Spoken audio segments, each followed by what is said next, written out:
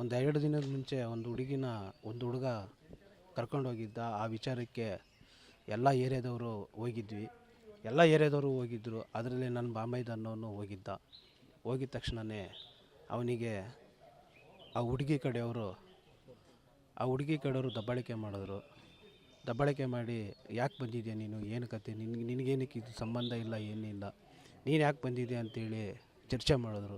ಚರ್ಚೆ ಮಾಡಿದ ತಕ್ಷಣ ಅವನು, ನನಗೂ ಅದಕ್ಕೂ ಸಂಬಂಧ ಇಲ್ಲಪ್ಪ, ನಾನೇನಕ್ಕೆ ಬಂದಿದ್ದೀನಿ, ಅದಕ್ಕೂ ನನಗೂ ಸಂಬಂಧ ಇಲ್ಲ ಅಂತೇಳಿ ಮನೆಗೆ ಬಂದ. ಮನೆಗೆ ಬಂದಿದ್ದ ತಕ್ಷಣ ಅಲ್ಲೆಲ್ಲ ತೀರ್ಮಾನ ಆಯಿತು. ತೀರ್ಮಾನ ಆಗಿ ಹುಡುಗಿ ಕಡೆನೇ ಹೋಗಿದ ತಕ್ಷಣ ಅವನು ಮನೆಗೆ ಬಂದ. ಮನೆಗೆ ಬಂದಿದ್ದ ತಕ್ಷಣ ಕೇಳ್ದ, ಫೋನ್ ಮಾಡಿ ಕರೆಸಿದ್ರು. 9 ಗಂಟೆಗೆ ಫೋನ್ ಮಾಡಿ ಕರೆಸಿದ್ರು. ಕೆಂಚ ಅನ್ನೋ ಹುಡುಗ ಫೋನ್ ಮಾಡಿ ಕರೆಸ್ದ.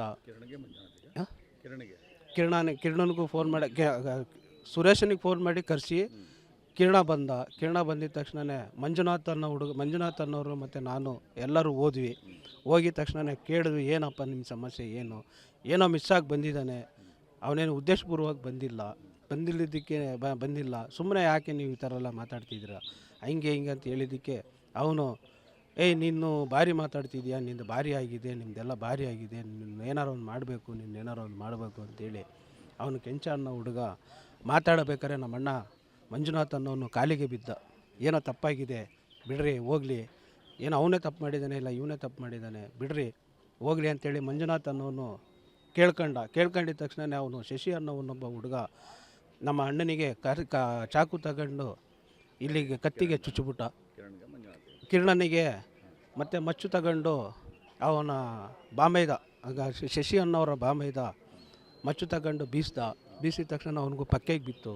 ಪಕ್ಕೆಗೆ 2 ಹೊಲಿಗೆ ಬಿತ್ತು. ಪಕ್ಕೆಗೆ ತುಂಬ ಓಪನ್ ಆಯಿತು. ನಾವು ಅವನ್ನ ಎತ್ಕೊಂಡು ಹೋಗೋಣ ಅಷ್ಟೊತ್ತಿಗೆ ಇವನು ಸುರೇಶ್ ಅನ್ನೋವನಿಗೆ ಕಾಲಿಗೆ ಹೊಡೆದ್ರು, ಮತ್ತು ಕತ್ತಿಗೆ ಅವನಿಗೂ ಪಕ್ಕೆಗೆ ಹೊಡೆದ್ರು. ಪಕ್ಕೆಗೆ ಹೊಡೆದಿದ್ದ ತಕ್ಷಣ ನಾವು ಸ್ಪಾಟಿಗೆ ಹೋದ್ವಿ. ಸ್ಪಾಟಿಗೆ ಹೋಗಿದ ತಕ್ಷಣ ಹಾಸ್ಪಿಟ್ಲಿಗೆ ಕರ್ಕೊಂಬಂದು ಮೆಗಾನ್ ಹಾಸ್ಪಿಟ್ಲಲ್ಲಿ ಗೌರ್ಮೆಂಟ್ ಹಾಸ್ಪಿಟ್ಲಿಗೆ ಹಾಕಿದ್ವಿ. ಗೌರ್ಮೆಂಟ್ ಹಾಸ್ಪಿಟ್ಲಲ್ಲಿ ಅಲ್ಲೇ ಇಲ್ಲ ಪ್ರತಾಪ ಹೋಗಿದೆ ಅಂದರು. ಮತ್ತು ಆ ಕಿರಣನ ಅಲ್ಲಿಂದ ಕರ್ಕೊಂಬಂದು ಮೆಗಾನ್ ಹಾಸ್ಪಿಟ್ಲಿಗೆ ಇನ್ನೇನು ಗೇಟ್ ಹತ್ರ ಬರೋಷ್ಟೊತ್ತಿಗೆ ಅವನು ಪ್ರಾಣ ಹೊಂದಿದ್ದಾನೆ ಅಂಥೇಳಿ ಅದು ಮಾಹಿತಿ ಬಂತು. ಇಷ್ಟು ಘಟನೆ. 9 ಜನ ಹುಡುಗರು, ಹುಡುಗಿ ಒಂದು 10-15 ದಿನದ ಒಂದು ವಾರದ ಹಿಂಚೆ ಓಡೋಗಿದ್ದವರು. ಒಂದು ಲವ್ ಮಾಡ್ತಾಯಿದ್ರು. ಅವರು ಓಡೋಗಿದ ತಕ್ಷಣ ಆ ಹುಡುಗಿ ಕಡೆಯವರು ಹೇಳಿದ್ರು, ನಿಮ್ಮನ್ನು ಯಾರು ಒಬ್ಬರನ್ನ ತೆಗಿತೀವಿ, ಮಾಡೇ ಮಾಡ್ತೀವಿ ಅಂಥೇಳಿ ಅವರು ರಚ್ಚು ಬಿದ್ದಿದ್ರು. ಹುಡುಗ ಹೇಳ್ದ. ಹುಡುಗನ ಕಡೆಯವರು ಎಲ್ಲರೂ ಬಂದರು. ಹುಡುಗನ ಕಡೆಯವರು ಎಲ್ಲರೂ ಸಪೋರ್ಟಾಗಿದ್ದರು. ಹುಡುಗನ ಕಡೆಯೂ ಇದ್ದರು, ಹುಡುಗಿ ಕಡೆಯೂ ಇದ್ದರು. ಮಿಸ್ಸಾಗಿ ನನ್ನ ಬಾಮೈದ ಅಲ್ಲಿಗೆ ಹೋಗಿ ಎಲ್ಲ ಏರಿಯಾದವರು ಒಟ್ಟಿಗಿದ್ದಾರೆ. ಹೋಗಿದ್ದೀವಿ, ನಿಂತ್ಕೊಂಡಿದ್ದೀವಿ, ಮಾತಾಡಿದ್ದೀವಿ. ಅವನು ಮಾತಾಡೂ ಇಲ್ಲ, ಸ್ಟೇಷನ್ ಹತ್ರಕ್ಕೂ ಹೋಗಿಲ್ಲ, ಏನೇ ಇಲ್ಲ. ಸುಮ್ಮನೆ ಅವನ ಮೇಲೆ ಗೂಬೆ ಕೂರಿಸಿ, ನಿಂದು ಭಾರಿ ಆಯಿತು, ನಿಂದು ಭಾರಿ ನೀನು ಮಾತಾಡ್ತಿದ್ಯಾ, ಭಾರಿ ನೀನು ತಲೆನೋವು ತರ್ತಾ ಇದೆಯಾ, ಎಲ್ಲದಕ್ಕೂ ನೀನು ಇಂಟರ್ಫಿಯರ್ ಆಗ್ತಾಯಿದ್ದೀಯಾ ಸುರೇಶನಿಗೆ ಈ ಥರ ಇಂಟರ್ಫಿಯರ್ ಆಗ್ತಿದೆಯಾ ಅಂತೇಳಿ ಅವನ ಮೇಲೂ ದ್ವೇಷ ಹಿಡ್ಕೊಂಡು, ಮತ್ತು ಕಿರಣನು ಅವನ ಜೊತೆ ಫ್ರೆಂಡೇ, ಸುರೇಶ್ ಅನ್ನೋ ಫ್ರೆಂಡೇ, ಅವನು ಜೊತೆಯಲ್ಲೇ ಹೋಗ್ತಿದ್ದ. ನಿಮ್ಮಿಬ್ಬರನ್ನು ಏನಾರ ಒಂದು ಮಾಡೇ ಮಾಡ್ತೀವಿ ಅಂತೇಳಿ ಆವತ್ತಿನ ದಿನ ಆ ಘಟನೆ ಮಾಡಿಟ್ಟಿದ್ದಾರೆ. ಇದಕ್ಕೆ ನ್ಯಾಯ ಕೊಡಿಸ್ಬೇಕಂತೇಳಿ ಕೇಳ್ಕೊಳ್ತೀವಿ. ಪೊಲೀಸ್ ಸ್ಟೇಷನಿಗೆ ಬಂದಿದ್ವಿ. ಪೊಲೀಸ್ ಸ್ಟೇಷನಿಗೆ ಹುಡುಗ ಹುಡುಗಿ ಬಂದಿದ್ದಾರೆ, ಬರ್ರಿ ಅಂತೇಳಿ ನಮ್ಮಲ್ಲೇ ಒಬ್ಬರು ಫೋನ್ ಮಾಡಿದ್ರು. ನಮ್ಮ ಬಾಮೈದನಿಗೆ ಫೋನ್ ಮಾಡಿ ಕರೆಸಿ ಅವನು ಆ ಸ್ಟೇಷನ್ ಹತ್ರಕ್ಕೂ ಹೋಗಿಲ್ಲ.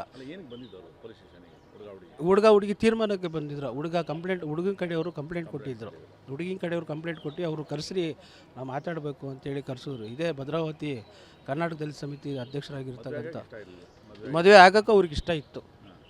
ಎಲ್ಲರೂ ಬಂದಿದ್ದರು. ಮತ್ತು ನಮ್ಮ DSS ಲೀಡ್ರುಗಳು ಇದ್ದರು ಅಲ್ಲಿ. ಅವ್ರ ಮುಖಾಂತರದಿಂದನೇ ಅಲ್ಲಿ ತೀರ್ಮಾನ ಆಯಿತು. ಹುಡುಗಿ ನಮ್ಮ ಕಡೆನೇ, ಅವ್ರ ಕಡೆನೇ ಹೋಗ್ತೀನಿ ನಾನು ಅಂತೇಳಿ ಇದೇ ನಮ್ಮ DSS ಲೀಡ್ರುಗಳು ಕೂಡ ಹೇಳಿದ್ರು. ಅವ್ರು ಏನು ಮಾಡ್ತಾರೆ ಅದಕ್ಕೆ ಬಚಿತ ಇರಲಿ ಅಂತೇಳಿ DSS ಲೀಡ್ರೆಲ್ಲ ಹೇಳಿದ ತಕ್ಷಣ ಅವರು ಹೋದರು. ಅದಾದಮೇಲೆ ನಮ್ಮ ಬಾಮೈದ ಅಲ್ಲಿಗೆ ಫೋನ್ ಮಾಡಿ ಕರ್ಸ್ಕೊಂಡ್ರು. ನಮ್ಮ ಬಾಮೈದನ್ನು ಬಾರಪ್ಪ ಅಂತೇಳಿ ಅವರು ಹುಡುಗನ ಕಡೆಯವರು ಕರ್ಸ್ಕೊಂಡು ಅವರೆಲ್ಲ ಹಿಂಗೆಲ್ಲ ಮಾಡಿದ್ದಾರೆ.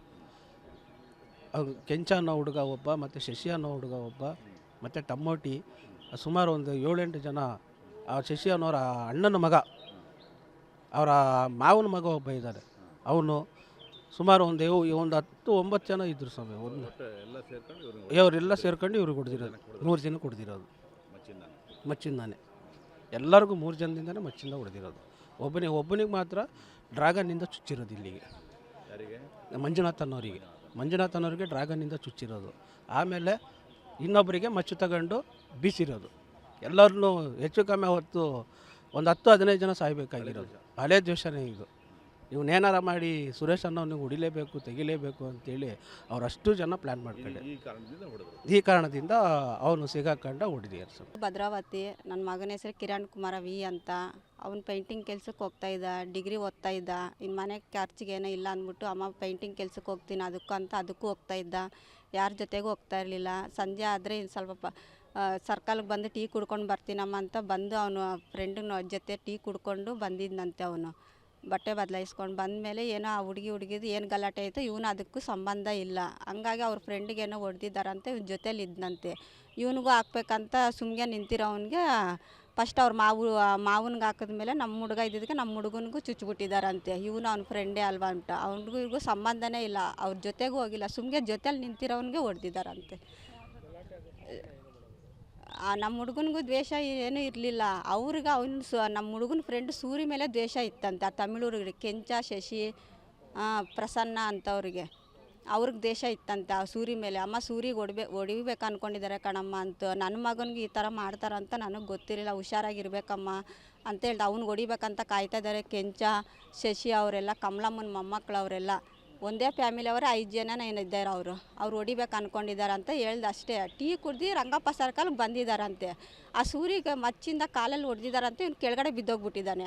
ಇವನು ಸೂರ್ಯ ಅವ್ರ ಮಾವ ನಿಂತಿದ್ನಲ್ಲ, ಇಬ್ಬರಿಗೂ ಹೊಡೆದು ಬೀಳಿಸ್ಬಿಟ್ಟಿದ್ದಾರೆ. ಅಷ್ಟೇ ಗೊತ್ತಿರೋದು ನಮಗೆ.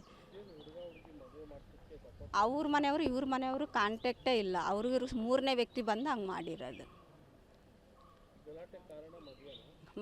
ಏನೂ ಇಲ್ಲ. ಅವ್ರ ಹುಡುಗಿ ಕಡೆಯವರು, ಹುಡುಗನ ಕಡೆಯವರು ಯಾರೂ ಬಂದಿಲ್ಲ ಮಾತಾಡೋಕ್ಕೆ. ನಮ್ಮ ಮನೆಯವ್ರು ಕರೆದ್ರಂತೆ, ಅದು ಸಂಘದಲ್ಲಿ ಇದ್ದಾರಂತೆ. ಬಾ ಮಾವ ನೀನು ಅಂದಿದ್ದಕ್ಕೆ, ಇಲ್ಲಪ್ಪ ಹುಡುಗಿ ಮನೆಯವರು ಹುಡುಗನ ಮನೆಯವ್ರು ನೀವು ಮಾತಾಡ್ಕೊಂಡು ನಾವು ಇದಕ್ಕೆ ತಲೆ ಹಾಕಲ್ಲ ಅಂತ ನಮ್ಮ ಮನೆಯವ್ರ ಮನೆಗೆ ಬಂದುಬಿಟ್ಟಿದ್ದಾರೆ.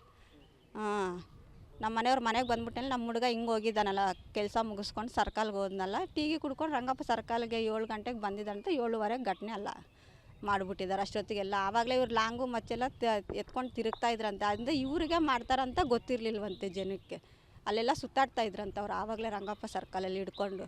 ಅವರೆಲ್ಲ ಟೈಮಿಂಗ್ಸ್ ನೋಡ್ಕೊಬಿಟ್ಟಿದ್ದಾರೆ, ಎಷ್ಟು ಗಂಟೆಗೆ ಇವ್ರು ಬರ್ತಾರೆ, ಎಲ್ಲಿ ಹೊಡಿಬೇಕಂದ್ಬಿಟ್ಟು ಸರ್ಕಲಲ್ಲಿ ಆರ್ಚ್ ಹತ್ರನೇ ಮಾಡಿದ್ದಾರೆ ಅವರು. ಪ್ರೀ ಪ್ಲ್ಯಾನಾಗೆ ಮಾಡಿರೋದು ಅವರು.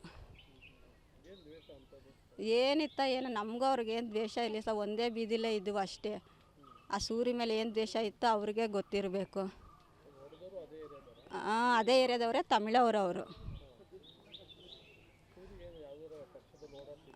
ಇಲ್ಲ ಅವ್ನು ನಮ್ಮ ಜನನೇ. ಚೆನ್ನಾಗಿದ್ದ ಅವನು. ಎಲ್ಲರ ಹತ್ರನೂ ಹುಡುಗರ ಜೊತೆ ಎಲ್ಲರ ಹತ್ರ ಎಲ್ಲಾದರೂ ಕೆಲಸ ಅಂದ್ರೆ ಅವ್ನು ಚೆನ್ನಾಗಿ ಹೋಗಿ ಎಲ್ಪ್ ಮಾಡೋವನು. ಬೇರೆಯವ್ರಿಗೆಲ್ಲ ಹೋಗಿ ಜೊತೆಯಲ್ಲಿದ್ದು. ಅವನಿಗೂ ಒಳ್ಳೆ ಬುದ್ಧಿನೇ ಇದ್ದಿದ್ದು, ಕೆಟ್ಟ ಬುದ್ಧಿ ಇರಲಿಲ್ಲ. ಅವನಿಗೆ ಸ್ವಲ್ಪ ಓದ್ತಾ ಇದ್ದ, ಬರೆಯೋದು ಅದೆಲ್ಲ ಬರ್ತಾಯಿಲ್ಲ. ನಮ್ಮ ಕಿರಣನಿಗೆ ಬರ್ತಾಯಿತ್ತಲ್ಲ, ಇವ್ನ ಜೊತೆಗೆ ಹಾಕ್ಕೊತಾ ಇದ್ದ. ನಮ್ಗೆ ಗೊತ್ತಿಲ್ಲ, ಬಾರ ನೀನು ಕಂಪ್ಲೇಂಟ್ ಅದು ಬರಿಬೇಕಂದ್ರೆ ಬಾ ನಮ್ಮ ಜೊತೆಲ್ಲ ಅಂತ ಇವ್ನು ಕರ್ಸೋರು ಪೊಲೀಸವ್ರೇನೋ. ನಮ್ಮ ಕಿರಣನ ಕರ್ಕೊಂಡು ಹೋಗೋರು. ಓದು ಬರೋ ಎಲ್ಲ ಚೆನ್ನಾಗಿತ್ತು. ಒಂದು ಕಂಪ್ಲೇಂಟ್ ಅರ್ಜಿ ಬರಿಬೇಕಂದ್ರೆ ನಮ್ಮ ಕಿರಣನಿಗೆ ಹೇಳ್ತಾ ಇದ್ದ ಸೂರಿ. ಹೆಂಗೆ ಬರಿಬೇಕು ಮ್ಯಾಟ್ರ್ ಹೇಳ್ಕೊಡ್ಬೇಡ ಅಂತ. ಅದಷ್ಟಂದೇ ಅವ್ನು ಹೆಲ್ಪ್ ಮಾಡ್ತಾ ಇದ್ದಿತ್ತು. ಇನ್ಯಾವುದಕ್ಕೂ ಎಂಟ್ರ್ ಆಗ್ತಾ ಇರಲಿಲ್ಲ ಅವ್ನು. ಇದರಲ್ಲಿ ಟಾರ್ಗೆಟ್ ಮಾಡೇ ಹೊಡೆದ. ಸೂರಿಗೆ ಹೊಡಿಬೇಕು ಅಂದ್ಕೊಂಡು ಸೂರ್ಯ ಅವ್ರ ಮಾವನಿಗೂ ನನ್ನ ಮಗನಿಗೆ ಹಾಕಿದ್ದಾರೆ. ಅವ್ರು ನಗರಸಭೆಯಲ್ಲಿ ಮೇಸ್ತ್ರಿ ಎಂಪ್ಲಾಯ್ಸ್, ಅವರು ಗೌರ್ಮೆಂಟ್ ಎಂಪ್ಲಾಯ್ಸ್. ಅವ್ರ ಕೆಲಸದಲ್ಲಿ ಏನು ದ್ವೇಷ ಇತ್ತೋ ಅವು ಐನ ಮೇಲೆ ತುಂಬ ದಿವಸದಿಂದ ದ್ವೇಷ ಇತ್ತೇನೋ ಗೊತ್ತಿಲ್ಲ. ಕೆಲಸದ ಮೇಲೆ ಏನಾದರೂ ಇರುತ್ತಲ್ಲ, ಮೇಸ್ತ್ರಿ ಜೋರು ಮಾಡ್ದೆ, ಹಂಗೆ ಮಾಡ್ದೆ ಹಿಂಗೆ ಮಾಡ್ದೆ ಅಂತ. ಹಾಗಾಗಿ ಅವನ ಮೇಲೂ ಸಿಟ್ಟಿತ್ತು ಅವ್ರಿಗೆ. ಅವ್ರ ಮೇಲೆ ಸಿಟ್ಟು ಅವ್ರೇನಾದರೂ ಮಾಡ್ಕೊಳ್ಳಿ. ನಮ್ಮ ಮಗ ಏನು ಮಾಡಿದ್ದ? ಅವ್ರು ಸುದ್ದಿಗೆ ಹೋಗಿದ್ನ ಇಲ್ವಲ್ಲ. ಅಮಾಯಕರ ಮೇಲೆ ಈ ಥರ ದಬ್ಬಾಳಿಕೆ ಮಾಡಿ ಜೀವ ಕಳ್ದಾಕ್ಬಿಟ್ರೆ ನಮ್ಮಂಥವ್ರ ಗತಿ ಹೆಂಗೆ? ನಮ್ಗೆ ಯಾರು ದಿಕ್ಕು? ಅವನೇ ದೊಡ್ಡವನಿದ್ದಿತ್ತು. ಯಾರು ಸುದ್ದಿಗೆ ಹೋಗ್ತಾಯಿಲ್ಲ, ಯಾರ ಕತೆಗೆ ಹೋಗ್ತಾಯಿಲ್ಲ. ಅಂದರೂ ಏರಿಯಾ ಕೌನ್ಸಿಲರ್ ಮಾತ್ರ ಅವ್ರ ಸಪೋರ್ಟ್ ಚೆನ್ನಾಗಿದ್ದ. ಕೊಂದ್ರಲ್ಲ, ಆ ಹುಡುಗ್ರ ಸಪೋರ್ಟ್ ಅವ್ನು ಚೆನ್ನಾಗಿದ್ದ. ಟೀಕು ಅಂತ.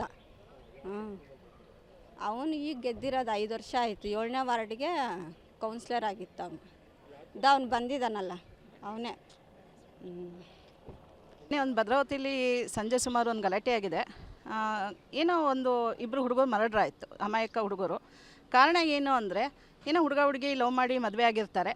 ಆ ವಿಚಾರಕ್ಕೆ ಅವರವರೇ ಮಾತಾಡ್ಕೋಬೇಕು, ಆ ಫ್ಯಾಮಿಲಿಗಳೇ ತೀರ್ಮಾನ ಮಾಡ್ಕೋಬೇಕು. ಇದು ಬೇರೆ ಥರ ಏನೋ ಬೇರೆ ಹಳೆ ದ್ವೇಷ ಇಟ್ಕೊಂಡು ಏನು ಕತೆನೋ ಗೊತ್ತಿಲ್ಲ, ಬಂದು ಏನೋ ಗಲಾಟೆ ಆಗಿದೆ ಸರ್ಕಲಲ್ಲಿ. ನೋಡೋಕ್ಕೆ ಅಂತ ಹೋದವ್ರನ್ನ ಮಚ್ಚಲ್ಲಿ ಹೊಡೆದು ಅದು ಕೊಲೆ ಆಗಿದೆ. ಇದು ಎಷ್ಟರ ಮಟ್ಟಿಗೆ ಸರಿ ಇದು? ಪಾಪ ಮನೆಗೆ ಆತನೇ ದೊಡ್ಡ ಮಗ. ಅವನು ತುಂಬ ಕಿರಣ ಅನ್ನೋನು ತುಂಬ ಡಿಗ್ರಿ ಓದ್ತಿದ್ದ, ಫೈನಲ್ ಇಯರ್. ಅವನು ಡಿಫೆನ್ಸ್ ಎಕ್ಸಾಮ್ ಎಲ್ಲ ಬರೆದು ನಾನು ಒಳ್ಳೆ ಒಂದು ಪೊಸಿಷನ್ಗೆ ಹೋಗಬೇಕು ಅಂದ್ಕೊಂಡು ಯಾರ ತಂಟೆ ತಕರಾರಿಗೂ ಹೋಗ್ದಲ್ಲೇ ಅವ್ನ ಪಾಡಿಗೆ ಅವ್ನು ಇರ್ತಿದ್ದ. ಅವನು ಗಲಾಟೆ ಆದಾಗ ಸಹಜ, ಜನ ಸೇರೋದು ಸಹಜ, ಗುಂಪು ಸೇರೋದು ಸಹಜ. ಆದರೆ ನೋಡೋಕ್ಕೆ ಹೋದವನನ್ನ ಒಂದು ತುಂಬ ಹೀನವಾಗಿ ಕೊಲ್ತಾರೆ ಅಂದರೆ ಎಷ್ಟರ ಮಟ್ಟಿಗೆ ಸರಿ ಇದೆ ಇದು? ಆಯಿತಾ? ಇವಾಗ ನಮ್ಮ ಕಾನೂನು ಏನು ಮಾಡ್ತೇವೆ, ನಮ್ಮ ಸಿಬ್ಬಂದಿಗಳು ಕಾನೂನಲ್ಲಿ ಏನು ಮಾಡ್ತಿದ್ದಾರೆ? ಇಷ್ಟೆಲ್ಲ ಆಗೋಕ್ಕೆ ಭದ್ರಾವತಿಲಿ ಇದು ತುಂಬ ಸರ್ವೇ ಸಾಮಾನ್ಯ ಏನೋ ಅನ್ನಿಸ್ತಾ ಇದೆ ಇದು. ಹಾಗಾಗಿ ಇದ್ರ ಬಗ್ಗೆ ತೀವ್ರ ತನಿಖೆ ಆಗಬೇಕು ಮತ್ತು ತಪ್ಪಿತಸ್ಥರಿಗೆ ಕಠಿಣ ಶಿಕ್ಷೆ ಆಗಬೇಕು ಅಂತ ನಾನು ಕೇಳ್ಕೊತೀನಿ sir. Thank you. JB Nagar court ಹಿಂಭಾಗ ಭದ್ರಾವತಿ. ಈ ಘಟನೆ ನಡೆದಿರೋ ನಮ್ಗೆ ಗೊತ್ತಿಲ್ಲ. ನಾವು ನಮ್ಮ ಅಂಗಡಿ ಇಟ್ಕೊಂಡಿದ್ವಿ. ಡೈಲಿ 8:30 9 ಗಂಟೆಗೆ ಬಾಗಿಲು ಹಾಕ್ಕೊಂಡಂತಿದ್ದೆ. ನಿನ್ನೆ ಏನಾಯಿತು ಸಂಜೆ ಅಂದರೆ, ನಾನು 8 ಗಂಟೆಗೆ ಬಾಗಿಲು ಹಾಕ್ಕೊಂಡು ಹೋದೆ, ಸ್ವಲ್ಪ ತೀರ್ಥ ಹಾಕ್ಕೊಂಡೆ, ಮನೆಗೆ ಹೋದೆ. ಆಮೇಲೆ ಊಟ ಮಾಡೋಣ ಅಂತ ಹೇಳ್ಬಿಟ್ಟು ಕುಂತ್ಕೊಂಡಿದ್ದೆ. ಅಷ್ಟರಲ್ಲಿ ನಮ್ಮ ಹೆಂಗಸರು ಫೋನ್ ಬಂತು. ಏನಮ್ಮ ಅಂತ ಹೇಳಿದೆ. ಇಲ್ಲ, ಕಿರಣಿಗೆ ಯಾರೋ ಹೊಡೆದು ಬಿಟ್ಟಾರ ಅಂತ ಹೇಳಿದ್ರು. ಸರಿ ನಡೆಯಮ್ಮ ಹೋಗೋಣ ಅಂತ ಹೇಳಿದೆ. ಹಾಸ್ಪಿಟ್ಲಿಗೆ ಹೋದೆ. ಹಾಸ್ಪಿಟ್ಲಿಗೆ ಹೊಡೆದ ತಕ್ಷಣ ಇಲ್ಲಿ ಹೊಡೆದು ಬಿಟ್ಟಾರ, ಲೆಫ್ಟ್ ಸೈಡಲ್ಲಿ ಫುಲ್ಲು ಬ್ಲಡ್ಡು. ಅಲ್ಲಿ ಟ್ರೀಟ್ಮೆಂಟ್ ಏನು ಕೊಡಲಿಲ್ಲ ಡಾಕ್ಟ್ರುಗಳು. ಅಲ್ಲಿಂದ ನಾವು ಬಂದ್ವಿ, ಇಲ್ಲೂ ಏನು ಟ್ರೀಟ್ಮೆಂಟ್ ಕೊಡಿಲ್ಲ. ಇವರೇನು ಹೇಳಿದ್ರು, ಸತ್ತೋಗಿದ್ದಾನೆ ಅಂತ ಹೇಳ್ಬಿಟ್ರು. ಸರಪ್ಪ ಅಂತ ಹೇಳಿದ್ವಿ. ಸರ್ ಅಂದ ತಕ್ಷಣ ತಗೊಂಬಂದು ಇಲ್ಲಿ ಹಾಕ್ಬಿಟ್ರು ಡೆಡ್ ಬಾಡಿನ. ಸರ್ ಅಂದರೆ ಸುಮ್ಕೆ ಆದ್ವಿ. ಆದಮೇಲೆ ಮತ್ತೆ ಏನೂ ಕೇಳಿಲ್ಲ, ನಾವು ಸುಮ್ಕೆ ಆದ್ವಿ. ಈ ಘಟನೆ ಆಗಿರೋದು ಅಂತೂ ನಮಗಂತೂ ಪಕ್ಕ ಗೊತ್ತಿಲ್ಲ. ಅದು ನಮ್ಮ ಮಗನಿಗೆ ಗೊತ್ತು, ನಮ್ಮ ಫ್ರೆಂಡ್ಸ್, ಅವರ ಸತ್ತೋಗಿರೋ ಫ್ರೆಂಡ್ಸ್ಗಳಿಗೆ ಗೊತ್ತು. ಅವರೇ ಬಂದು ತೀರ್ಮಾನ ಕೊಡಬೇಕು. ಹೊಡೆದಿಂದ ಹಳೇ ದೇಶದ ಇಟ್ಕೊಂಡು ಹೊಡೆದಿರೋದು. ಅಂದರೆ ಒಂದು ಹುಡುಗಿನ ಒಬ್ಬ ಹುಡುಗ ಹೊತ್ಕೊಳೋದ, ಅದು ಸಾಕಿರೋ ಮಗಳನ್ನ. ಅವ್ರಿಗೂ ಸಂಬಂಧ ಇಲ್ಲ, ಇವ್ರಿಗೂ ಸಂಬಂಧ ಇಲ್ಲ. ಒಬ್ಬ ಹುಡುಗ ಹೊತ್ಕೊಂಡಿದ್ದಾನೆ, ಅವ್ರನ್ನ ಬಿಟ್ಟಾಕ್ಬಿಡ್ಬೇಕಾಯ್ತು. ನೀವು ಯಾಕೆ ಮಧ್ಯೆಲ್ಲಿ ಹೋಗಿ ಮಾಡಬೇಕಾಯ್ತು? ನೀವು ಯಾಕೆ ಎಂಟ್ರಿ ಆಗಬೇಕಾಯ್ತು? ಹೌದಲ್ವಾ? ನೀವು ಎಂಟ್ರಿ ಮಾಡಿ ಈಗ ಹಳೆ ದೇಶದಿಂದ ಅದೇ ಆಗಲೇ ಫಸ್ಟೇ ಇತ್ತು, ಅವ್ರಿಗೆ ಹಳೆ ದೇಶ ಇತ್ತು. ಇದೇ ನೆಪ ಅವ್ರು ಇಟ್ಕೊಂಡ್ಬಿಟ್ಟು ಈ ದೇಶನ ಮಾಡ್ಯಾರ. ಹಾಂ, ಸಮಾಧಾನ ಮಾಡ್ಯಾರ, ಪೊಲೀಸರವ್ರು ಮಾಡ್ಯಾರ. ಅಲ್ಲಿ ನೋಡಪ್ಪ, ನೀವು ಯಾರು ಬರಬೇಡಿ, ಹುಡುಗಿನ ಕರೆಸ್ತೀವಿ, ಹುಡುಗಿ ಕುಂತ್ಕೊಂಡು ಮಾಡಿಸ್ತೀವಿ. ಹುಡುಗಿ ಎಷ್ಟು ವಯಸ್ಸು, ಹುಡುಗನಿಗೆ ಎಷ್ಟು ವಯಸ್ಸು, ಕುಂತ್ಕೊಂಡು ಮತ್ತೆ ನೀವು ಯಾರು ಹೊರಗಡೆ ಯಾರು ಬರಬೇಡ್ರಿ ಅಂತ ಹೇಳ್ಯಾರ. ಹೇಳಿದ್ರು ಇಲ್ಲಿ ಬಂದು ಮನೆ ತನಕ ಕಿತ್ತಾಡ್ಯಾರ. ಮನೆ ತನಕ ಆಗಿರೋದು ಇದು ಬೇಕಾಯ್ತು ಇದ್ವಲ್ಲ. ಹುಡುಗಿ ಏನೋ ಓಡೋದ್ರು, ಇವ್ರಿಗೆ ಯಾಕೆ ಬೇಕಾಯ್ತೀವಲ್ಲ? ದೇಶ ಇರಬೇಕು, ದೇಶ ಇರ್ಬೋದು, ಅತಿ ದೇಶ ಇರೋಕ್ಕೆ ಹೋಗ್ಬಾರ್ದು. ಮಾತು ಬಿಡ್ಬೋದಾಯ್ತು. ಪೊಲೀಸ್ನೇ ಹೇಳ್ಯಾರ, ಬೇಡಪ್ಪ ನೀವು ಯಾರು ಬರಬೇಡ್ರಿ, ನಾವು ತೀರ್ಮಾನ ಮಾಡಿ ಕಳಿಸಿ ಅಂತ ಹೇಳ್ಯಾರ. ಇವ್ರು ಯಾಕೆ ದೇಶ ಉಳಿಸ್ಕೊಂಡು ಬಂದ್ಯಾರ?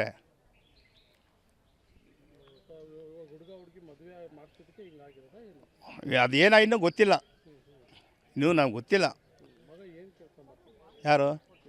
ನನ್ನ ಮಗನ? ಅವನು ಆರ್ಮಿಗೆ ಸೆಲೆಕ್ಟ್ ಇದ್ದ.